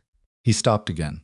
He had a habit, when he was genuinely overwhelmed, of starting sentences he couldn't finish. She had watched it for 15 years, and it had always been the most honest version of him. He said half of what I built should have been his. By blood. He was wrong about how to get it. Was he wrong that it should have been his? She considered that honestly. That's not a question I can answer for you. He turned from the window. His face in the gray morning light was stripped of the armor he usually wore in rooms, with other people not weak, just undefended. The face he showed in private when he decided performance was too expensive. 6 months, he said. I spent 6 months believing things about you that he looked at her directly. I stopped trusting what I knew about you because someone told me a story that fit the fear I already had, that you were too smart, that you saw too much, that eventually you'd... He stopped. I let someone hand me a version of you that was built from my own insecurity and I didn't question it because it was easier to believe it than to look at what it would mean if I was wrong. She didn't fill the silence. She let him finish. I threw you out of your own home, he said, over a photograph of a car. You threw me out over 6 months of manufactured evidence, she said. The photograph was just the last piece. That's not better. No, she agreed. It's not. He sat down on the edge of the desk, not in the chair, on the edge, like a man who doesn't fully trust any surface right now. He looked at his hands for a moment. What do you need from me? To finish this. Costa, she said. I have documentation that supports a federal case against Cassian and Warren both. I need you to not disappear it. I need you to let the case be made. He looked up. That means federal involvement in the organization. Controlled federal involvement. Costa has been building around the edges for 3 years. What I'm offering him is specific and bounded Cassian's operation. Warren's 8 years. Ronan's documentation of the external infrastructure. Not the organization's day-to-day. She watched his face. I've been careful. Everything I've built points at Cassian. The exposure for you is peripheral. Peripheral, he repeated. You're not clean, Vic. Neither is the organization. I'm not pretending otherwise. She held his gaze. But you're also not what Cassian is. And what Cassian has been building, the documentation he claims to have on 15 years of operations. If he walks out of this without consequences, he doesn't go away. He resets and rebuilds and comes back when you're not expecting it. Vic was quiet. He has to be removed, she said. Completely. This is the only way to do it. That doesn't turn into something that ends with your people in body bags. He looked at her for a long time. There was a question in his face that wasn't about Cassian. You called Costa before you had everything, he said. Before you knew it would be enough. You started that process before you were certain. Yes, that means you were going to do this regardless of whether He stopped. Regardless of whether things went the way they did this morning. Yes, she said again. He absorbed that. You were going to protect the organization, even after I was going to protect you, she said, and her voice was even, not soft, not wounded, just true. Not the organization, you. Because someone was trying to take your life apart from the inside, and you couldn't see it, and I could, and that's what I do. She looked at him steadily. That's what I've always done. The room was very quiet. Outside, somewhere in the corridor, she could hear voices, Ronan's measured tone, Caruso's lower response, the ordinary sounds of a house returning to function after rupture. The morning light was getting stronger through the window. Birds, somewhere on the grounds. Vic stood up from the desk, crossed the distance between them in 2 steps and stood in front of her. And she looked up at his face, at the 15 years in it, the damage and the stubbornness and the specific grief of a man reckoning with himself, and she didn't move toward him or away.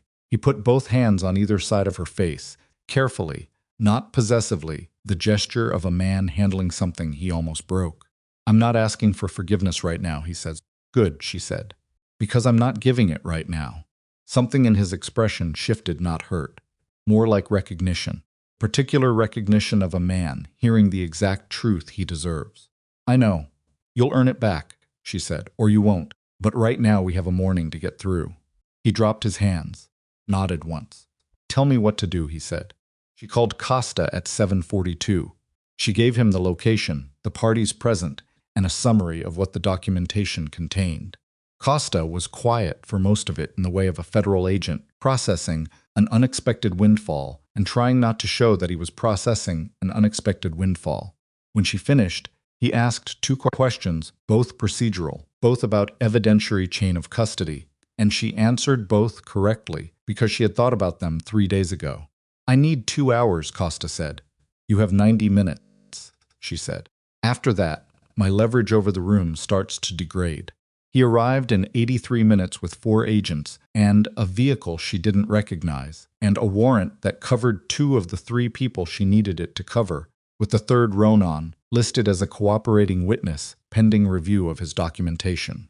She had negotiated that last part over the phone during the 20 minutes before Costa arrived, while sitting at the kitchen table with Judith's financial printouts spread in front of her and Ronan standing in the doorway with his arms crossed and the particular expression of a man submitting to a process he doesn't entirely trust but has run out of alternatives to.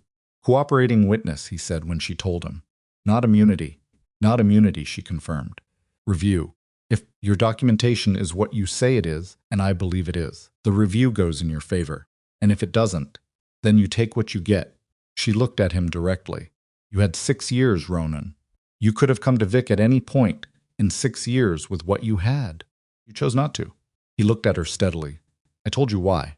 I know why. I also know what it cost. She held his gaze. This is the deal available. It's the best one on the table. He was quiet for a moment. All right, he said.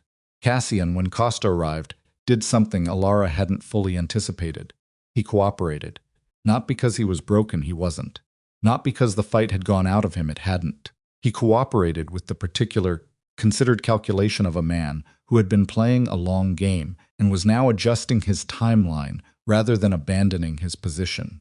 He answered Costa's preliminary questions with his attorney, a man who materialized with remarkable speed, which told her the attorney had been on standby, and he did so in the clipped, precise manner of someone who had already decided what he would and would not give. But as Costa's agents were moving him toward the vehicle, he stopped at the door and turned. He looked at Alara.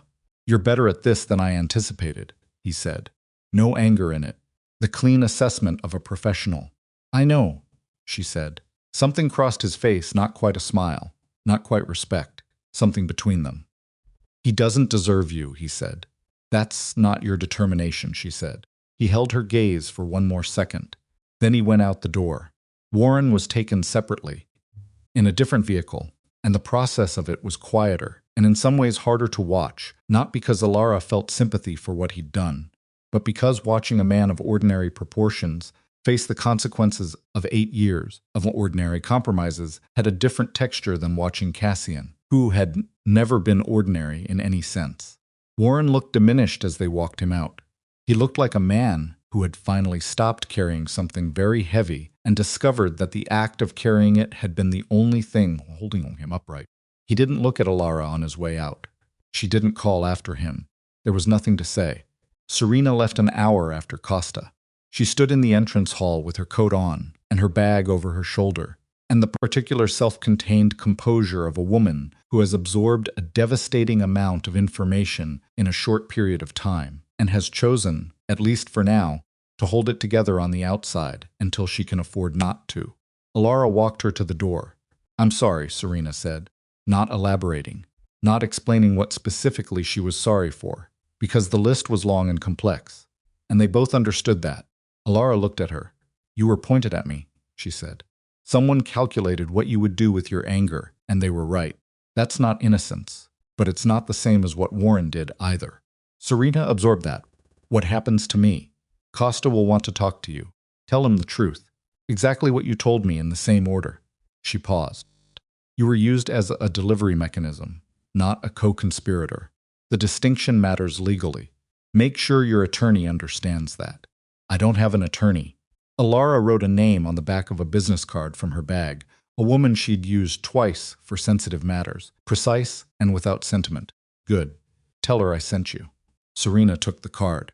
She looked at it for a moment, then at Alara. Something in her face was working through a question she wasn't sure she had the right to ask. Did he? She stopped. Started differently. When he put that necklace on me, was any of it real to him? Alara thought about that honestly. Some of it probably was, she said.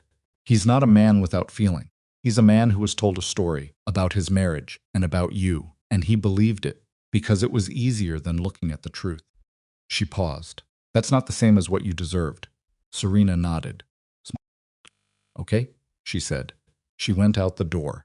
The necklace was on the credenza in the entrance hall. Vic had taken it from wherever it had been and placed it there that morning, she didn't know when exactly. The diamonds caught the morning light from the window above the door and scattered it in small pieces across the wall. Rosa Marcelli's necklace, the most sacred symbol in the house by the family's own accounting. Alara stood in front of it for a moment. She thought about Rosa, a woman she'd known for 4 years before the cancer took her, a woman of iron practicality and specific warmth, who had shown her this necklace once and said, "This goes to the woman who earns it," in the tone of someone making a statement they considered already settled. She thought about what it meant that Rosa had had another son, kept separate, kept secret, for 50 years. What that kind of sustained concealment costs a person. What fear it must have required to maintain. She thought about Cassian, about the 10 years he'd spent in the cold, watching an empire he considered partly his own from the outside, building toward a moment that had not gone the way he planned. She thought about all the damage that one woman's kept secret had ultimately radiated outward through decades and lives. She picked up the necklace. Vic appeared in the doorway of the corridor. He saw what she was holding and didn't move. She turned it over in her hands once. The weight of it, the age of it. Then she set it back on the credenza. "What are you going to do with it?" he asked. "I don't know," she said. "Not yet." She looked at him across the entrance hall. "There's time to figure that out." Following 3 weeks moved in a different register than anything that had come before. Slower. Grayer in the way that aftermath is always grayer, not tragic, just depleted, the specific atmosphere of a space where the storm has passed and the clearing hasn't fully begun. Vic started by doing something she hadn't asked him to do. He removed the weapons from the main house.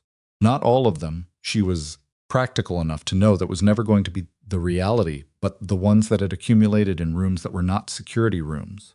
The ones that represented posture rather than protection, the ones that had been there so long they'd become wallpaper. He had them moved to the safe room in the east wing, and he closed the door, and he didn't make an announcement about it. She noticed. She didn't comment on it immediately. Gone from the estate for the first week, not at the motel, not at Judith's. She rented a 1-bedroom in the West Village under the name she used for private matters, and she spent that week in a way that probably looked, from the outside, like not very much. She slept full nights. She walked in the mornings. She sat with Judith and went through the financial documentation for the last time, assembling the final version of what Costa would need for a coherent prosecution case. She talked to Teddy about erasing the traces of the inquiry, not the results, the methods. Called Dottie, who was at her sister's in Flushing and who confirmed, in the same flat tone she used for household logistics, that she was fine and would be back at the estate when things had settled. "You don't have to come back," Alara told her. "I know," Dottie said. "I will anyway." A pause. "How are you tired?" Alara said. "That's about right," Dottie said. Vic came to the West Village apartment on the 9th day. She knew he would eventually. She had given him the address, not as an invitation, just as information. He knocked rather than calling ahead, which was either consideration or the instinct of a man uncertain of his reception. She opened the door. He looked like someone who hadn't been sleeping well, not dramatically, just the accumulated evidence of 9 days of insufficient rest and a great deal of thinking. He was in civilian clothes, no jacket, the kind of unguarded presentation he almost never permitted in any space that wasn't his own home. "Can I come in?" he said. She stepped back. He sat at her kitchen table, this borrowed temporary kitchen with its rental furniture and bare surfaces, and he put his hands flat on the table and looked at them for a moment before he spoke. "I've been going through the organization," he said. "Every position Warren had access to. Everyone Cassian's people had contact with. He stopped. "It's more than I thought. Not more people involved, more exposure. More places where someone could have gone further than they did and chose not to, which means I owe people the benefit of the doubt that I didn't extend to you." She sat across from him, said nothing. "I've been thinking about what you said," he continued. "That you were protecting me, not the organization." He looked up from his hands. "I spent 20 years building something, and I told myself the thing I was protecting was the people in it. But somewhere in the last 6 months, I stopped. I let the fear of losing the structure replace the actual people. I trusted Ronan's analysis over my own memory of 15 years of you, because his analysis fit the shape of what I was afraid of." "I know," she said. "I'm not asking you to." He stopped. "I'm not going to tell you to forgive me. I don't think that's the right." He looked for the word, didn't find it. "No," she said, "it isn't." He looked at her. "Will you come home?" She sat with that for a moment. Question in its plainness.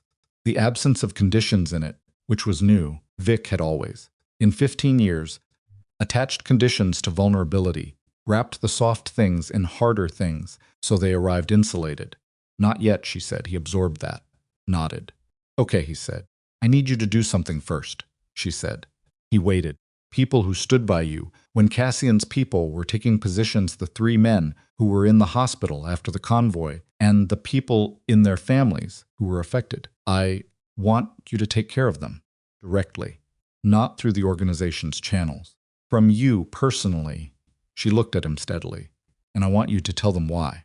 He looked at her for a moment. "You want me to admit what happened.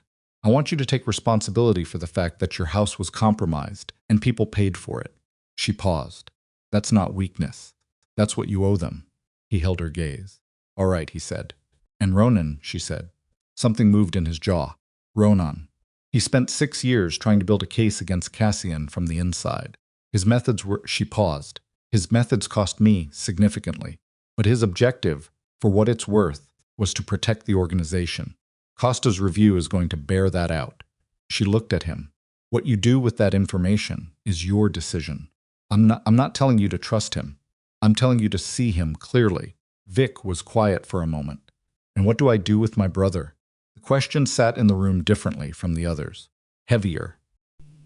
The weight of blood in it, and old kept secrets, and the specific grief of a man who has just learned his mother carried a second life in parallel with the one he knew. "I don't know," she said honestly. "I don't think there's a clean answer to that." She looked at him. "But I think when the federal process is done, when the case is resolved, I think you'll need to decide whether you want to know who he actually is. Not what he did, who he is. He tried to take everything from me. Yes. From inside a wound he'd been carrying for 50 years. She paused. "Doesn't excuse it, but it's the truth of it." She looked at her hands on the table for a moment. "Rosa carried that secret for a reason. Someday, when you're ready, you might want to understand what the reason was." He looked at her for a long time. "You're a harder person than people think you are," he said. "People don't think about me enough to have an opinion," she said. Something moved in his face, not quite a smile, but the ghost of one, the movement of facial muscles that hadn't been used in a while, remembering what they were for. He stood. He didn't move toward her. He put on his jacket and picked up his keys from where he'd placed them on the counter. At the door he stopped. "The necklace," he said. "I want you to have it. Not as—" He paused. "Not as a symbol of anything I'm claiming or taking back. Just as she would have wanted you to have it. If she'd known, she would—" He stopped. "I know," Alara said quietly. He went out. She sat at the kitchen table for a long time after the door closed. The morning light moved across the floor. Traffic sounds from outside. The ordinary, unspectacular sounds of a city that had continued without interruption through everything. She thought about Rosa Marcelli showing her the necklace once in a bedroom, with the directness of a woman who made decisions early and held them. She thought about a man on a boat off Oyster Bay who had not drowned, and what 10 years of deliberate absence does to a person's idea of who they are and what they're owed. She thought about Serena, somewhere in the city right now, sitting with a version of herself that she was going to have to rebuild from material that had been given to her dishonestly. She thought about Warren, the 8 years of it, the one step at a time of it, the terrible ordinary logic of how a person compromises themselves into something they couldn't have imagined at the start. She thought about Vic. She thought about what it meant that she'd spent 6 weeks building a case to protect a man who had thrown her out of her own house, and whether that made her strong or simply stubborn. And she concluded, sitting in the quiet kitchen in the morning light, that the distinction probably mattered less than she'd once thought. She got up, made coffee, stood at the window and drank it. Below, the street was moving people with places to go. The ordinary forward motion of people who had not had their foundations taken apart and were just living inside their Tuesdays without examining them too closely. And she watched them for a while, with the feeling of someone returning to a frequency after a long period of static. She came home on the 14th day, not because Vic had earned it back, not fully, not in the way that would take time she hadn't yet given him, but because the apartment in the West Village was a place to recover in, not a place to live, and she was done recovering. She walked into the estate in the late afternoon with one bag, and Dottie was in the kitchen, and the kitchen smelled like coffee, and neither of them said anything for a moment. Then Dottie put a cup on the counter without being asked. Alara sat down. The house settled around her, its sounds, its light through the specific windows she had looked out of for 15 years, its weight and its history, and the 1,000 ordinary moments of a life built inside it. The good ones and the damaged ones and the ones that were simply regular Tuesday afternoons that she hadn't known to value until they were gone. She sat with her coffee and let herself be still. Vic found her there an hour later. He stood in the doorway and looked at her at the kitchen table, this room, this woman who had unmade a conspiracy with a legal pad and a letter opener and 48 hours of not sleeping, and something in his face did what it hadn't been capable of for months, simply let go. He sat down across from her. They didn't speak for a while. Outside, the grounds were going into evening, the light changing, the hedges holding the last of the afternoon on their upper surfaces, the property settling into the particular quiet of a place at the end of a long and consequential day. "I have a meeting tomorrow," he said eventually, "with the men from the convoy, families." "Good," she said. "Ronan's review comes back next week." "I know. Costa says the case against Cassian is solid. 18 months, maybe 2 years before it resolves." "It'll hold," she said. He looked at his coffee cup. "And us." She looked at him across the table, at the 15 years in his face, the damage and the stubbornness, and everything underneath that. She had never stopped seeing clearly, even when he'd stopped seeing her at all. "Us," she said, "is a project." He looked up. "A long one," she said, with no guarantee of outcome. He held her gaze. "I know. And you're going to do the work." "Yes," he said. "No condition on it. No qualification." She looked at him for a moment longer. Then she picked up her coffee and drank it. And outside the window the evening came in, fully. And the house held them both, inside its ordinary, breathing silence. And the story that had nearly ended in an estate kitchen at 4:47 in the morning settled instantaneously into something harder and more durable than either of them had managed to build before. Not forgiveness. Not yet. But the beginning of the work that forgiveness requires. And for now, for this particular evening, in this particular kitchen, with the light going and the coffee cooling, and 15 years of complicated truth between them, on the table that was enough to build on. She didn't sleep well the first night back. Not because of fear, not because of anything Vic did or didn't do. He stayed in the study until past midnight and came to bed quietly, careful in the way of a man who understood he was operating on probation. She lay awake, not from anxiety, but from the particular restlessness of a body that had been running on emergency fuel for weeks and didn't know how to shift back to ordinary. She looked at the ceiling and listened to the house. It sounded the same. That was the strange part. The same settling sounds. the same distant hum of the perimeter security, the same quality of silence that large houses have at 2 in the morning. As though nothing had happened inside its walls. As though 6 months of manufactured betrayal and 2 weeks of unmaking, it had left no physical trace. She knew better. Walls held things. Rooms held things. But the house breathed around her steadily, and eventually she breathed with it and slept. Costa called on a Wednesday, 3 weeks after the morning in the main room. Preliminary charges against Cassian had been filed. Warren had entered a cooperation agreement, his 8 years of documentation against Cassian's network in exchange for a reduced charge and sentencing recommendation that his attorney called a victory and that Alara considered simply accurate, a reflection of the specific weight of what he'd done against the specific weight of what he'd given up. Ronan's review had come back the previous Friday. The documentation he'd compiled over 6 years was, in Costa's assessment, the single most comprehensive internal record of an organized criminal operation that his office had encountered in 11 years of work in this territory. The review went in Ronan's favor, not immunity, a cooperating witness designation that left his future open, in ways that prison would not have. Alara received all of this information without ceremony. When Costa finished his summary, he paused. "You built this in 3 weeks," he said. "6, she said. "I started 6 weeks before the morning you came to the estate. 6 weeks. He was quiet for a moment. "I want to say something, and I want you to hear it as professional rather than personal. Go ahead. If you ever decided to operate on the right side of a federal investigation, what's the skill set you should demonstrate," he said. "I would make a call." She almost smiled. "I'll keep that in mind." She hung up and sat with the phone in her hand for a moment. Then she put it down and went back to what she'd been doing before he called, which was sitting at the desk in the 3rd floor office, her office, until the light changed, the one she'd reclaimed without announcement, going through the household accounts with the methodical attention of a woman returning to the ordinary work of her life. Ronan came to the estate once in the 4th week. Vic had called him. Alara knew this, because Vic told her he told her the night before, sitting at the kitchen table with his coffee, not asking permission, just informing her the way a man informs an equal of a decision he's made. "What are you going to say to him?" she asked. "I don't know yet," Vic said. "I want to look at him." She understood that. 15 years of trust. Examined in retrospect, you needed to see the face of it. Needed to sit across from the thing and take its measure, now that you knew its true dimensions. She wasn't in the room when they met. That was correct, and she knew it without being told. Some reckonings are between 2 people and require the absence of a third. She was in the garden when Ronan left.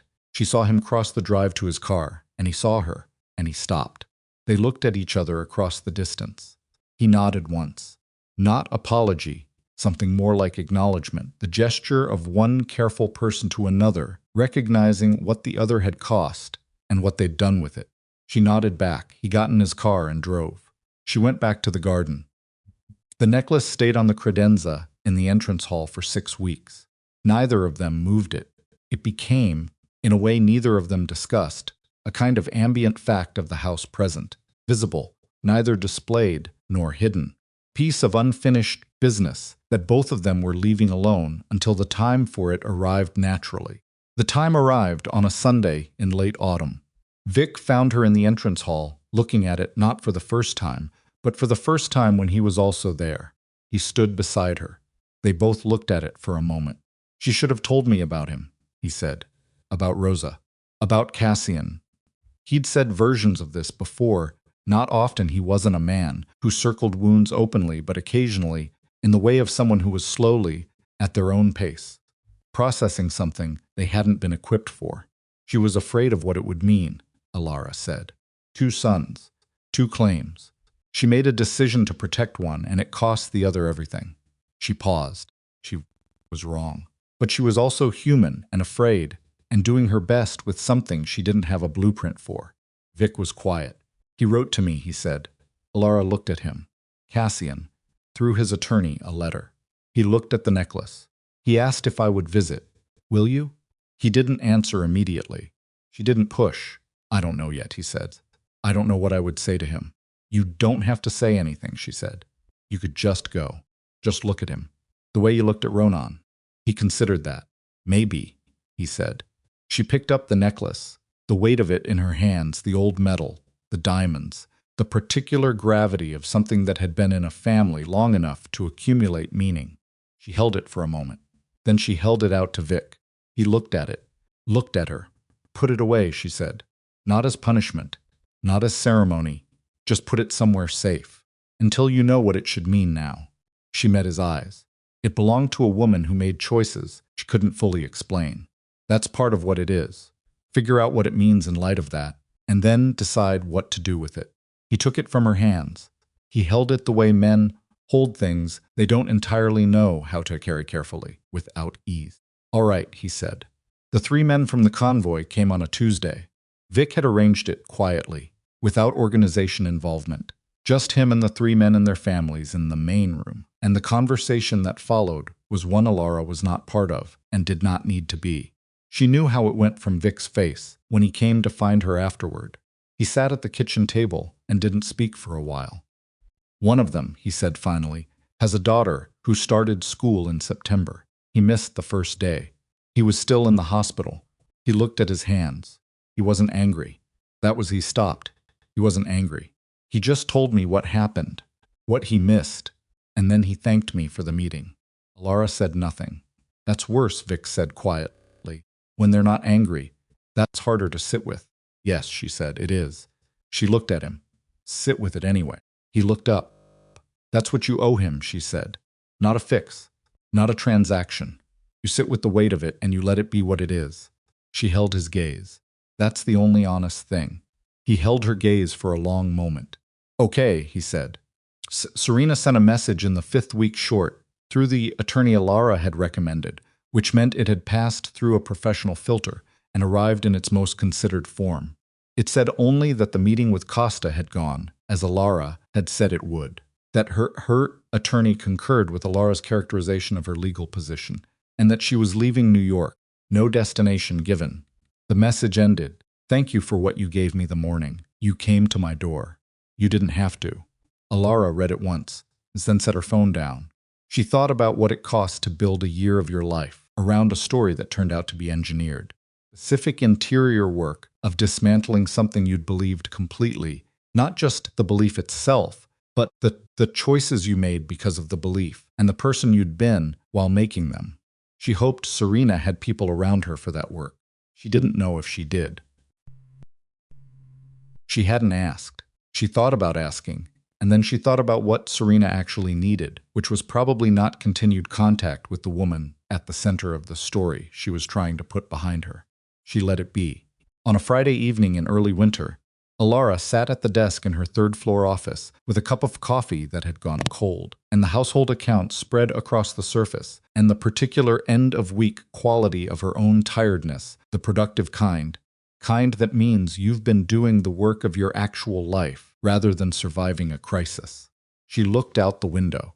The grounds were bare. Now the hedges stripped back, the lawn pale and still in the late afternoon. Perimeter lights were just coming on. The sky above the property was the specific dark blue of a winter evening arriving, and the first few stars were visible above the tree line. She heard Vic's steps on the stairs. She knew his walk, had known it for 15 years, could distinguish it from every other person who moved through this house. Particular rhythm of it, the weight. He appeared in the doorway with 2 fresh cups of coffee. He set one on her desk without asking. Sat in the chair across from her. The chair she kept there for conversations that required sitting. And there were more of those now than there had been before, which was a change she had not anticipated and was learning to make room for. He looked at her for a moment. Long week, he said. Yes, she said. Good long or bad long, she considered. Just long. He nodded, drank his coffee. Outside, the evening settled fully over the property. The lights along the perimeter threw their low, steady illumination across the pale lawn. Inside, the house was warm in the ordinary way of houses in winter, heated, inhabited, holding its people inside it without drama. Picked up the fresh coffee, drank. They sat in the quiet office, with the winter evening outside the window, and it was not romantic in any simple sense. They were 2 complicated people in a complicated marriage, sitting with the accumulated weight of a very hard year and an unfinished project of rebuilding trust. It was not clean. It was not resolved in the way stories sometimes pretend resolution looks. But it was real. And real, Alara had understood for a long time, was the only version of anything worth having. She looked at Vic across the desk. He was looking at the window. His face in the lamplight was older than she'd first known it and more honest than it used to be. And she thought, not for the first time, but with new clarity, that what she'd protected over the last months wasn't a marriage or an organization, or even a person specifically. It was the truth of what the person could be, if he was finally willing to see clearly. He was trying to be willing. That was the work. She turned back to the accounts, stayed in the chair, and the evening held them there, in the warm, imperfect quiet of a house still, standing after everything that had tried to bring it down, and they breathed in it, and the story settled not into an ending, but into the thing that comes after endings, which is harder and less dramatic and far more worth having. The next ordinary day,